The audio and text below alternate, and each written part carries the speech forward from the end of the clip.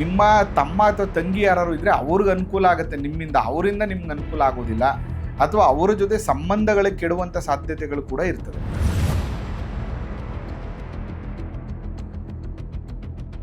ಈ ವರ್ಷ ಒಂದಷ್ಟು ಹಣವನ್ನು ನೀವು ಆರೋಗ್ಯಕ್ಕಾಗಿ ಖರ್ಚು ಮಾಡುವಂಥ ಒಂದು ಪರಿಸ್ಥಿತಿ ಬರ್ತದೆ. ಆಕಸ್ಮಿಕವಾಗಿ ಆಸ್ಪತ್ರೆಗಳ ಖರ್ಚು ಜಾಸ್ತಿ ಆಗುತ್ತೆ. ಆರೋಗ್ಯದ ವಿಚಾರದಲ್ಲಿ ಎಚ್ಚರಿಕೆಯಿಂದ ಇರಬೇಕು. ಮಾಡುವಂಥ ವ್ಯವಹಾರದಲ್ಲಂತೂ ಒಂದಷ್ಟು ಕಿರಿಕಿರಿ ಅಂತೂ ಖಂಡಿತವಾಗಿಯೂ ಆಗುತ್ತೆ.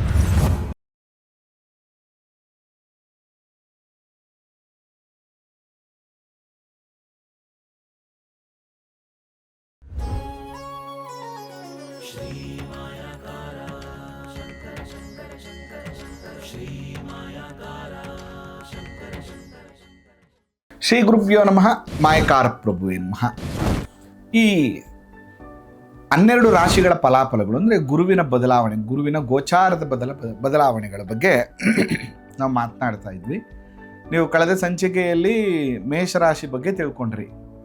ಈ ಸಂಚಿಕೆಯಲ್ಲಿ ಮಿಕ್ಕ ವೃಷಭ ರಾಶಿ ಬಗ್ಗೆ ತಿಳ್ಕೊಳ್ಳೋಣ. ನೋಡಿ, ಈ ವೃಷಭ ರಾಶಿಯವರಿಗೆ ಇಲ್ಲಿವರೆಗೂ ಕೂಡ ಗುರುಬಲ ಇತ್ತು. ಜೂನ್ 1ನೇ ತಾರೀಕಿಂದ ಗುರುಬಲ ಇರಲ್ಲ. 3ನೇ ಮನೆಗೆ ಸಂಚಾರ ಮಾಡಿಬಿಡ್ತಾನೆ ಗುರು. 3ನೇ ಮನೆಗೆ ಹೋದಾಗ ಗುರುಬಲ ಇರೋದಿಲ್ಲ.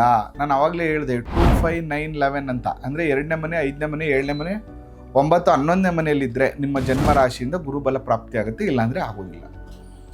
ಅದರಿಂದ ಇಲ್ಲೇನಾಗ್ತಾ ಇದೆ, ಲಾಭಾಧಿಪತಿ ಅಷ್ಟಮಾಧಿಪತಿ ಗುರು ಆಗ್ತಾನೆ. ಇಲ್ಲಿ 8ನೇ ಮನೆ ಅಧಿಪತಿನವನೇ, ಲಾಭಾಧಿಪತಿನವನೇ. ಅವನು 3ನೇ ಮನೆಯಲ್ಲಿ ಕೂತ್ಕೊಬಿಟ್ಟ. 3ನೇ ಮನೆ ಇಟ್ ಇಸ್ ಎ ಸಹಜ ಭಾವ. ಕೆಲವು ಸರಿ ಏನಾಗ್ಬಿಡುತ್ತೆ, 3ನೇ ಮನೇಲಿ ಹುಚ್ಚನಾಗಿ ಕೂತ್ಕೊಳ್ಳೋದ್ರಿಂದ ನಿಮ್ಮ ತಮ್ಮ ಅಥವಾ ತಂಗಿ ಯಾರು ಇದ್ದರೆ ಅವ್ರಿಗೆ ಅನುಕೂಲ ಆಗುತ್ತೆ ನಿಮ್ಮಿಂದ, ಅವರಿಂದ ನಿಮ್ಗೆ ಅನುಕೂಲ ಆಗೋದಿಲ್ಲ, ಅಥವಾ ಅವರ ಜೊತೆ ಸಂಬಂಧಗಳಿಗೆ ಕೆಡುವಂಥ ಸಾಧ್ಯತೆಗಳು ಕೂಡ ಇರ್ತದೆ.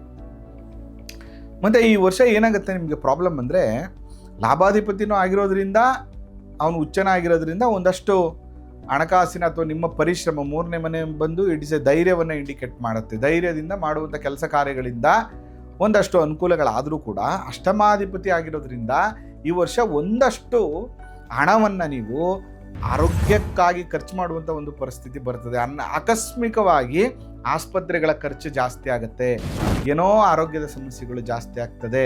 ನಿಮಗೇನೆ ಆರೋಗ್ಯದ ಸಮಸ್ಯೆಗಳು, BP ವೇರಿಯೇಷನ್ ಆಗುವಂಥದ್ದು, ಶುಗರ್ ವೇರಿಯೇಷನ್ ಆಗುವಂಥದ್ದು, ದಪ್ಪ ಆಗುವಂಥದ್ದು, ಅಥವಾ ಕಫ ಜಾಸ್ತಿ ಆಗುವಂಥದ್ದು, ಈ ಥರ ಏನೋ ಒಂದು ಒಟ್ಟಿನಲ್ಲಿ ಆರೋಗ್ಯದ ಸಮಸ್ಯೆಗಳು, ಒಂದಿಲ್ಲ ಒಂದು ಆರೋಗ್ಯದ ಸಮಸ್ಯೆಗಳಿಗೋಸ್ಕರ ದುಡ್ಡನ್ನು ಖರ್ಚು ಮಾಡುವಂಥ ಒಂದು ಪರಿಸ್ಥಿತಿ ನಿಮಗೆ ಬರುವಂಥ ಸಾಧ್ಯತೆಗಳಿರ್ತದೆ.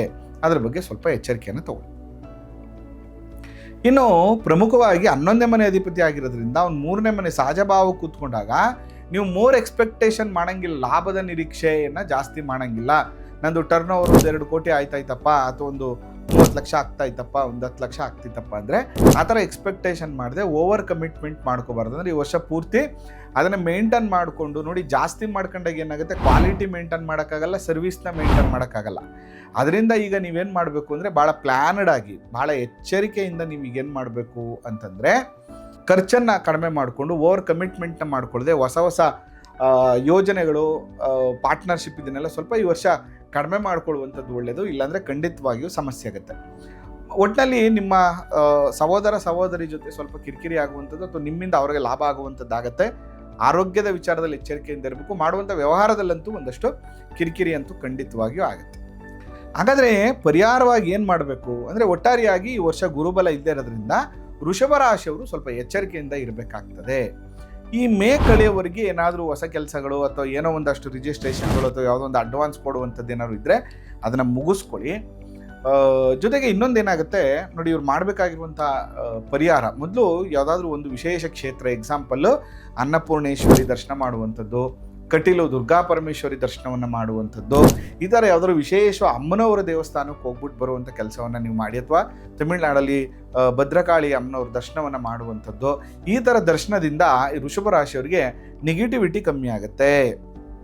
ಅದಾದ ಮೇಲೆ ಅನುಕೂಲ ಆದರೆ ಮಂತ್ರಾಲಯಕ್ಕೆ ಒಂದ್ಸರಿ, ಅಥವಾ ಮಲೆಮಹದೇಶ್ವರ ಸ್ವಾಮಿ ಬೆಟ್ಟ, ಅಥವಾ ಸಾಯಿಬಾಬರ ದರ್ಶನವನ್ನು ಮಾಡ್ಕೊಬಂದದ್ದು, ಶಿರಡಿಗೆ ಹೋಗುವಂಥ ಕೆಲಸವನ್ನು ಈ ವರ್ಷ ಮಾಡೋದ್ರಿಂದ ಒಂದಷ್ಟು ನೆಗೆಟಿವಿಟಿ ಅಂತೂ ನಿಮಗೆ ಕಮ್ಮಿ ಆಗುತ್ತೆ.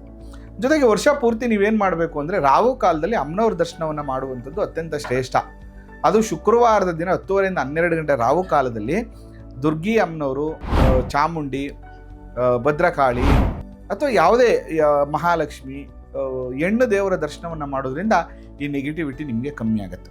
ಅದರಿಂದ ನೀವು ಭಾಳ ಎಚ್ಚರಿಕೆಯಿಂದ ಈ ವರ್ಷ ಮನೆ ಕಟ್ಟಬೇಕು ಅನ್ನುವಂಥವ್ರು, ಸೈಡ್ ತಗೋಬೇಕು ಅನ್ನುವಂಥವ್ರು, ಹೊಸ ವ್ಯವಹಾರ ಶುರು ಮಾಡಬೇಕು ಅನ್ನುವಂಥವ್ರು ವೃಷಭ ರಾಶಿಯವರಾಗಿದ್ದರೆ, ಅಥವಾ ಯಾವುದೋ ಒಂದು ಸಿನಿಮಾ ಪ್ರೊಡಕ್ಷನ್ ಮಾಡ್ತಾ ಇದ್ದೀವಿ, ಆ ಸಿನಿಮಾಗೆ ಸ್ವಲ್ಪ ಈ ವರ್ಷ ಇನ್ವೆಸ್ಟ್ಮೆಂಟ್ ಮಾಡೋಣ, ಒಂದು ಸಿನಿಮಾ ಮಾಡೋಣ ಅಂತ ಏನಾದ್ರು ಯೋಚನೆಗಳಿದ್ರೆ ಅದೆಲ್ಲವನ್ನು ತಪ್ಪಿಸ್ಬೇಕು. ಯಾಕಂದರೆ ಗುರು 3ನೇ ಮನೆಯಲ್ಲಿ ಸಂಚಾರ ಮಾಡುವಾಗ ಗುರುಬಲ ಇರೋದಿಲ್ಲ, ಮತ್ತು ವ್ಯಾವಹಾರಿಕವಾಗಿ ಕೂಡ ಒಂದಷ್ಟು ನಷ್ಟಗಳಾಗುವಂಥ ಸಾಧ್ಯತೆಗಳಿರ್ತದೆ.